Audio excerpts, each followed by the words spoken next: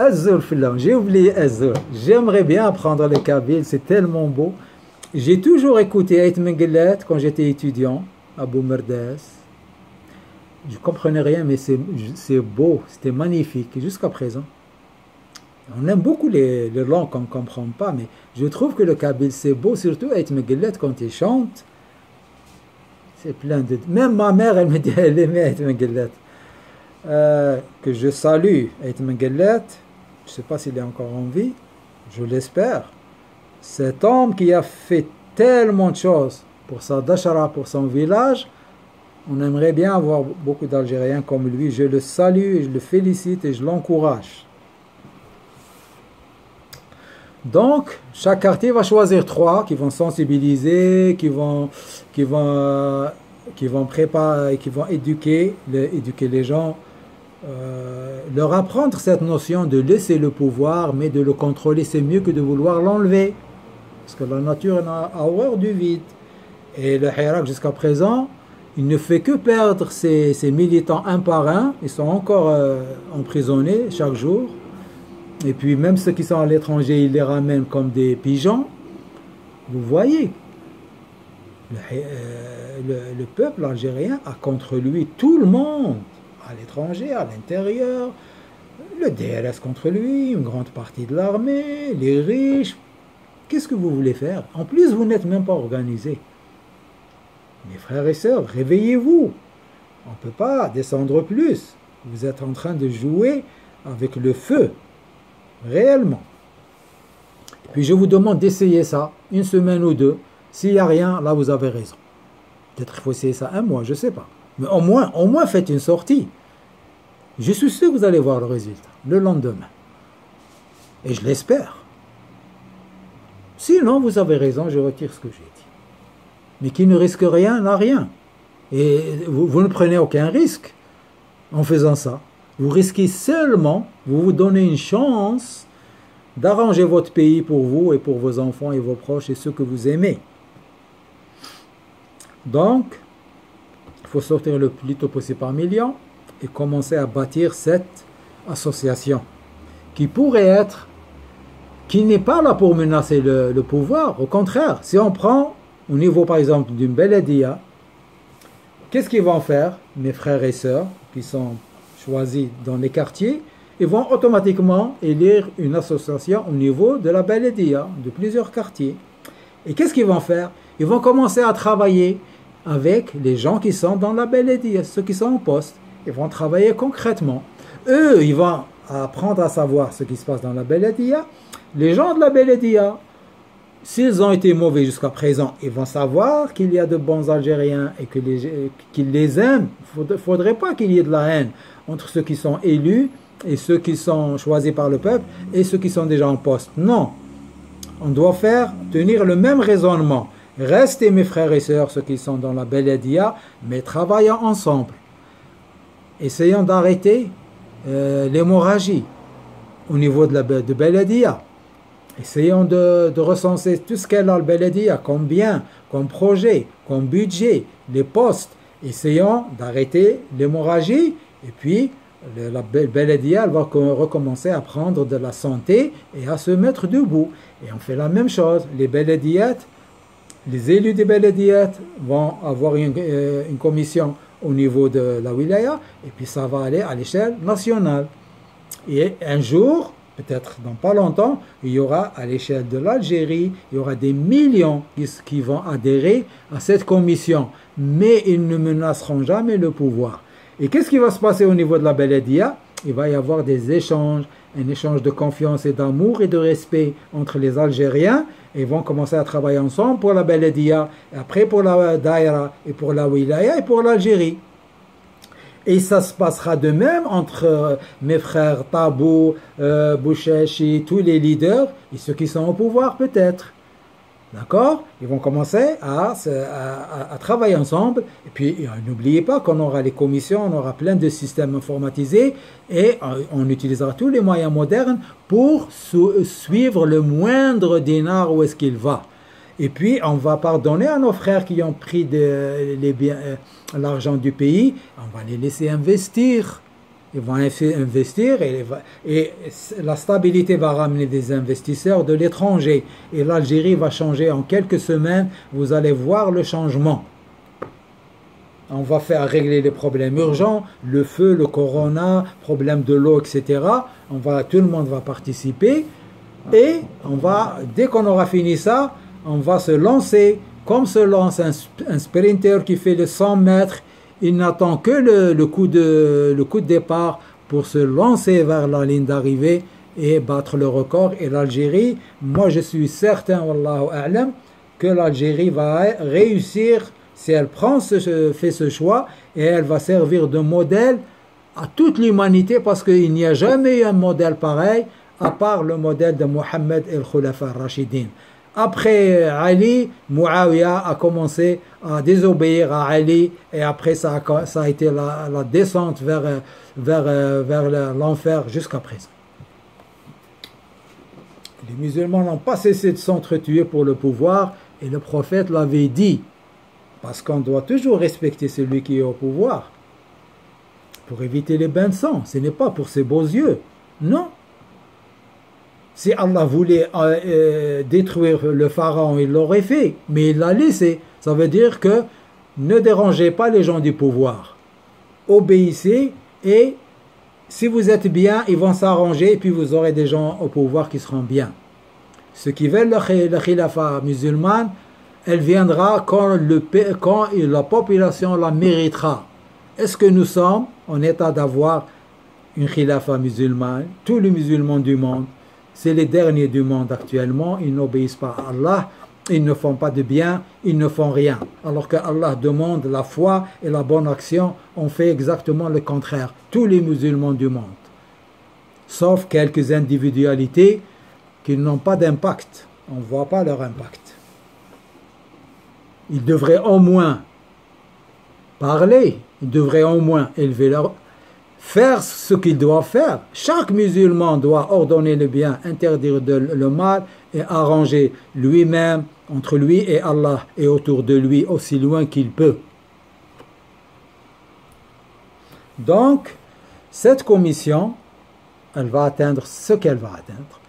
Un jour viendra, il y aura des élections. Alors soit on ne pourra plus distinguer entre les anciens du système et les élus, comme ça peut se passer au niveau de la Beladia, et puis on fera des élections normales, pas besoin de trafiquer, il y aura tellement de gens bien, tellement de gens qui feront partie de cette commission. On ne lui donnera jamais de nom, on ne dira jamais, moi je fais partie de cette commission. On dira, si quelqu'un te demande qu'est-ce que tu fais, j'essaie d'arranger l'Algérie. J'essaie de servir mon pays. Voilà, c'est tout. Parce que dès qu'on donne un nom, on va créer la séparation. Toi, tu es dans la commission, l'autre, il n'est pas. Moi, je suis dans la commission, toi, tu n'es pas. Et il commencera la jalousie et la haine et la compétition dont on n'a pas besoin. On n'a besoin que d'unification, de fraternité et de mettre la main dans la main, tous, hommes et femmes, et d'affronter nos problèmes et d'évoluer comme tous les pays du monde. Regardez autour de vous, les pays qui étaient dans la misère en Afrique évoluent, ceux qui étaient dans la misère en Asie évoluent, ceux qui étaient dans la misère en Amérique du Sud, ils ont évolué. Il y en a qui ont les meilleurs taux de croissance au monde. Et l'Algérie, c'est la dernière des dernières. Les musulmans, c'est les derniers des derniers. Il est temps que l'Algérie se réveille, et il est temps que les musulmans se réveillent, mais ça, j'en ai parlé dans d'autres vidéos. Donc, la stabilité de l'Algérie, vous allez voir, si vous sortez par millions, demain, dès le jour même, peut-être en fin de journée, vous allez voir des changements. Comportement des autorités, après vous allez voir, tout va changer. Dès que les autorités auront la confiance de leur peuple, ils ne seront plus manipulés par l'étranger. Ils ne seront plus obligés de faire de céder des choses, de céder l'Algérie à des étrangers. Et les richesses des Algériens vont profiter aux Algériens. Les investisseurs vont venir parce que l'Algérie est le meilleur pays actuellement au monde pour les investisseurs. Beaucoup de richesses. Un peuple extraordinaire, magnifique, avec toutes ses qualités, mettant à part les défauts, situation géographique, le passé de l'Algérie, c'est incroyable. C'est incroyable ce que l'Algérie peut faire, juste si le peuple sort, il appuie ses autorités et il les contrôle et il utilise tous les moyens pour les contrôler et arrêter les hémorragies financières. Vous allez voir jour après jour les changements de l'Algérie. Si vous faites ce que je vous dis, vous faites mieux que ça. S'il y a mieux, j'aimerais bien le voir, moi aussi. Si quelqu'un propose mieux, je vous dirai suivez celui-là et oubliez ce que j'ai dit. Parce que moi, je n'ai aucune arrogance, je ne cherche rien du tout. Je jure par Allah que je ne cherche rien et je ne prendrai rien. Moi, je suis bon pour les généralités, pour conseiller, je suis bon pour appliquer, apprendre le Coran et le faire appliquer, et le faire aimer, et le faire comprendre aux musulmans, aux non-musulmans. En fait, nous sommes toute l'humanité est musulmane. Toute l'humanité est en train de lire le livre d'Allah, qui n'est pas seulement le Coran, les évangiles et la Torah, mais Allah a dit Ar-Rahman allama al-Qur'an, khalaqa al-insan allamahu al-bayan. Allama al-Qur'an, moi je comprends que tout ce que Allah a écrit, ce que les gens appellent le Lawh al-Mahfouz, c'est dans la création. Et Allah il dit toujours que chaque livre appuie le livre précédent. Et seulement pour le Coran, il dit le Coran confirme ce qui est entre les mains d'Allah. Qu'est-ce qui est entre les mains d'Allah? C'est plus que le Coran et l'Évangile et la Torah et les Zabour et tous les autres livres. C'est tout ce qui a été écrit. Les lois d'Allah, les lois de l'univers, ce qu'on voit pas, matière noire, énergie noire, visible, invisible, ce qu'on va découvrir, ce qu'on a découvert, ce qu'on va jamais découvrir, etc. C'est ça le livre d'Allah. Et tout le monde croit est en train de lire le livre d'Allah. Les pays développés avec Hubble et tout ce qu'ils ont comme moyens scientifiques et technologiques, ils sont en train de lire le livre d'Allah. Et ils le comprennent avec des erreurs et des bonnes choses. Comme les chiites et les sunnas et les salafis et les malikis. Ils lisent tous le Coran, mais ils le comprennent différemment et ils sont en train de s'entretuer, de se haïr. Il est temps d'arrêter tout ça. Tous les humains sont des frères et sœurs, tous doivent se respecter. Allah nous a dit plusieurs fois que c'est lui qui va nous juger. Il va juger le chiite et le sunni, il va juger le catholique et le protestant, il va juger le juif orthodoxe et l'autre, il va juger celui qui est athée, il va juger celui qui dit il n'y a pas d'Allah, je crois à la nature, parce que lui il a compris le livre d'Allah d'une certaine façon. Ça ne me regarde pas. Je dois l'aimer, le respecter. Il n'y a entre moi et lui que ordonner le bien, interdire le mal et faire des arrangements. C'est tout ce qu'il y a entre chaque individu et les autres. Si tout le monde était comme ça, nous serions dans un paradis. Et un jour, je vous expliquerai comment il y en a qui sont dans le paradis, dans cette vie-là. C'est dans le Coran et j'en parlerai, Inch'Allah, pour que vous sachiez que rien n'est laissé au hasard dans le Coran. Est-ce que j'ai d'autres choses à ajouter pour l'Algérie?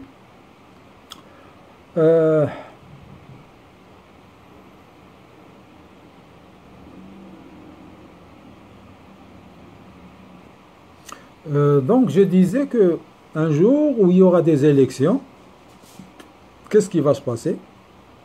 Soit tout le monde sera dans la commission, alors pas de problème, soit il restera encore des résidus du système. Mais si la commission aura fait son travail, du quartier jusqu'à les hautes sphères du pays, il y aura de bonnes élections, il y aura de bonnes choses, il y aura de bons élus, et la totalité des gens bien au pouvoir viendra par la suite, si elle ne vient pas. Et puis, si Allah dit, si vous donnez la victoire, Allah vous donnera la victoire. Hein? Là, je parle aux gens pratiquants. Donc, je pense que beaucoup de choses vont changer à une seule condition. que les Algériens sortent par millions le plus tôt possible pour appuyer leur pouvoir et lui dire on veut plus de plus d'effondrement pour notre pays, restez au pouvoir, arrangez-vous et nous on va vous appuyer et vous contrôler. Donc c'est tout un honneur pour le peuple, il ne doit pas se sentir humilié, oh ils m'ont vaincu, etc. N'écoutez pas Shaitan, n'écoutez pas Satan. Satan ce qu'il veut c'est toujours les guerres, les disputes, les conflits, voilà ce qu'il veut Satan. Si vous vous arrangez avec le pouvoir, les mains étrangères vont s'arrêter. Elles n'ont plus besoin d'intervenir parce que le pouvoir reste. C'est fini. Notre pouvoir sera plus libre pour agir à l'intérieur. Il ne va plus perdre son énergie à se sauvegarder et il va pouvoir concentrer un peu de temps et d'énergie et d'argent au pays. Et vous allez voir toutes les conséquences que j'ai citées. Je pense que j'ai fait le tour de la question. J'aimerais bien avoir des commentaires pour corriger, améliorer ce que j'ai dit. Et puis, je vous rappelle que s'il n'y a personne qui veut se prononcer pour encourager une telle action, je suis là. Je continuerai à faire ce que je fais et je suis prêt à venir en Algérie, dans mon petit quartier, à Boumerdès, j'ai ma famille là-bas, et commencer à choisir des personnes, quartier par quartier, et à bâtir. Parce que Allah, il dit au prophète, n'oblige pas les gens à faire le djihad, quel que soit le djihad, le grand djihad ou le djihad armé. Il lui dit, ne force que toi-même, mais harrir, incite-les seulement. Moi je vous incite, mais je ne vais plus vous parler, je vais commencer à agir moi-même.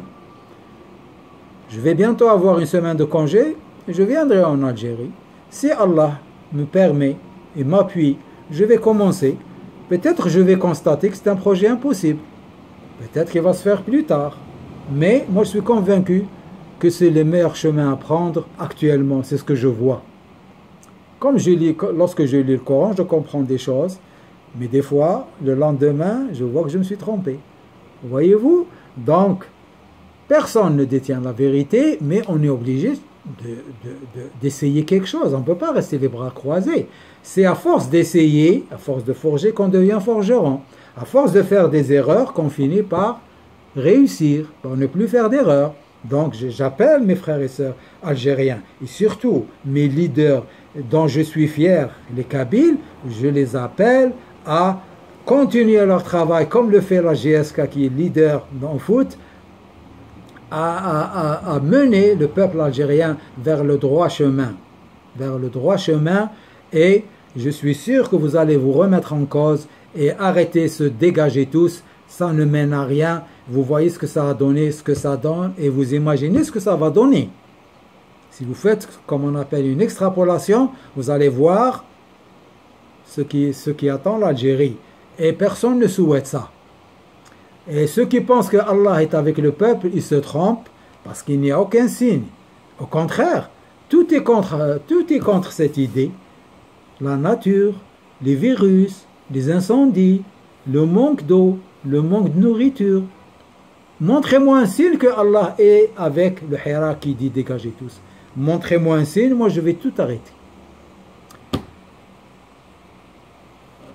Ahvavan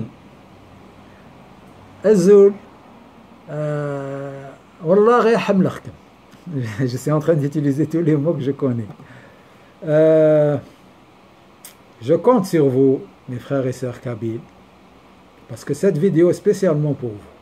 Et pour ceux qui comprennent, ceux qui sont à l'étranger qui ne comprennent pas, mais surtout pour mes frères et sœurs kabyles, à qui les autorités ont fait détester l'islam et l'arabe et tout.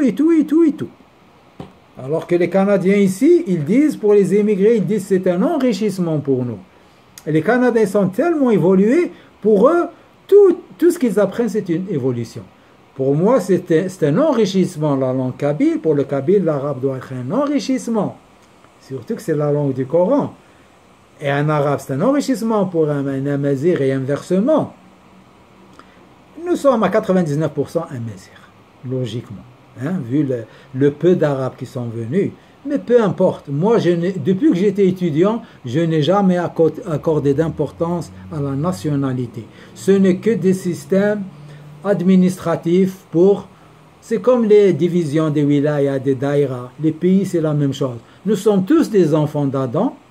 Nous sommes tous des musulmans avec des compréhensions différentes du grand livre d'Allah qui est la création avec tout ce qu'elle contient et des livres Coran, Injil et Torah.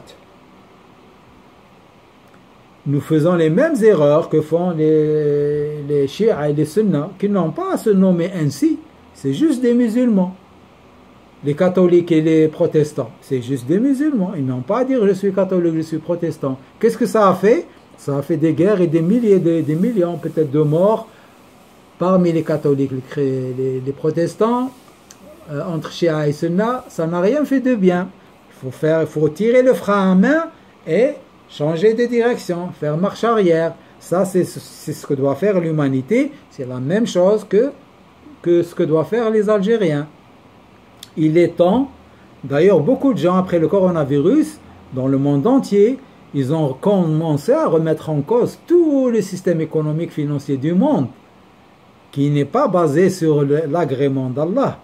Il est basé, les gens préfèrent dunya à l'autre vie, ce qui fait que nous avons des gens qui ont des milliards de dollars, nous avons peut-être 5% de la population mondiale qui possède, je ne sais pas, 50% ou 80% des richesses mondiales. Ce n'est pas normal.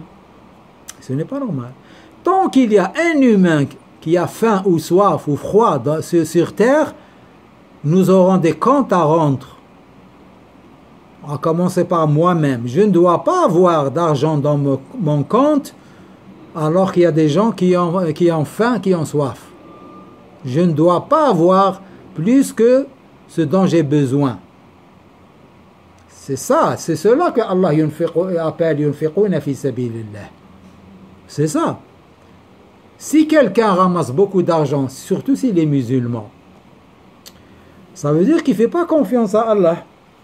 Il dit à Allah, je ne suis pas sûr que dans quelques années tu vas prendre soin de moi. Je vais prendre mes précautions.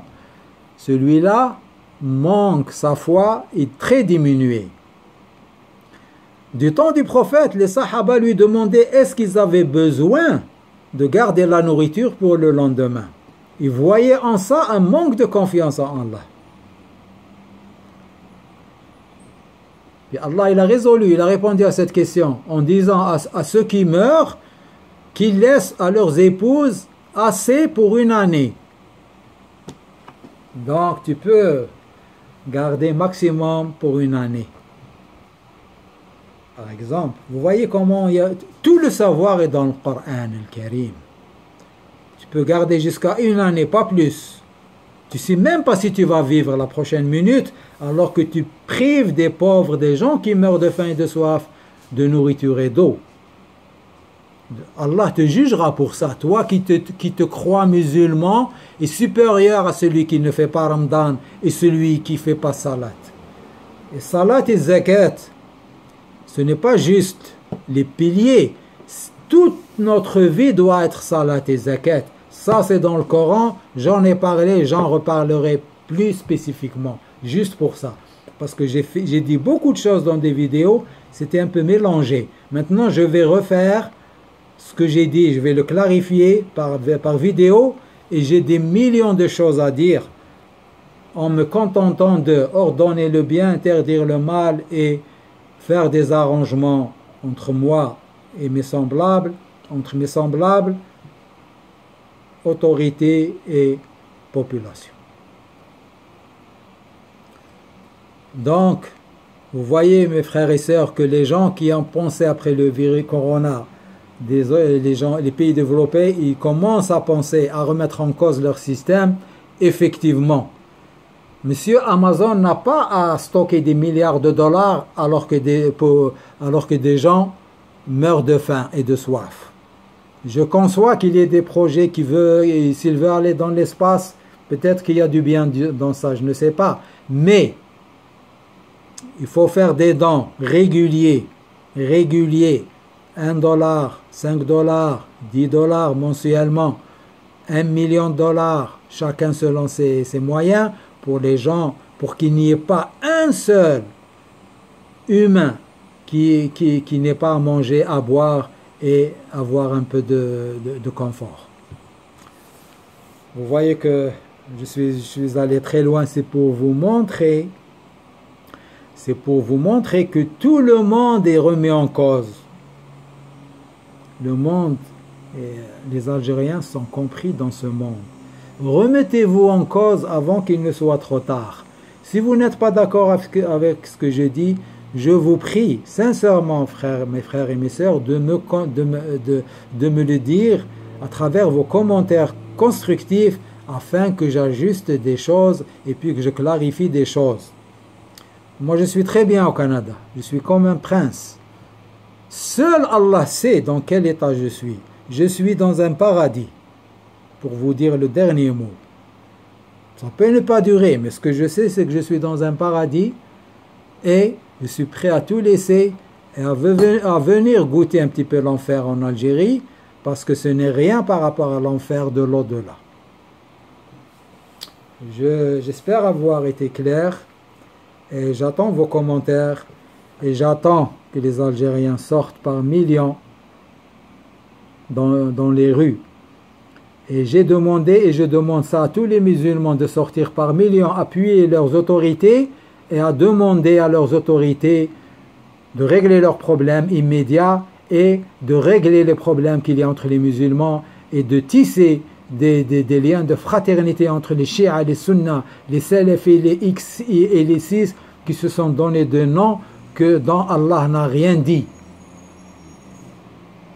Il est temps d'instaurer la paix en Algérie, autour de l'Algérie, dans le Grand Maghreb, Amazigh arabe et en Afrique du Nord, parmi les pays arabes, en Afrique et dans le monde entier. Nous avons de la place et des richesses pour tout le monde. Il suffit juste d'être rassasié, de prendre ce dont on a besoin, ne pas stocker des biens et des richesses qui vont juste être stockés pour le plaisir d'être stockés et qui ne profitent à personne. Personne ne peut dépenser plus que quelques milliers de dollars dans sa vie par mois. Qu'est-ce qu'il va faire? Il peut acheter un yacht, un avion, une fusée et après, il aura toujours de l'argent. Pourquoi laisser des gens mourir de faim? Je vais arrêter parce que sinon j'arrêterai jamais.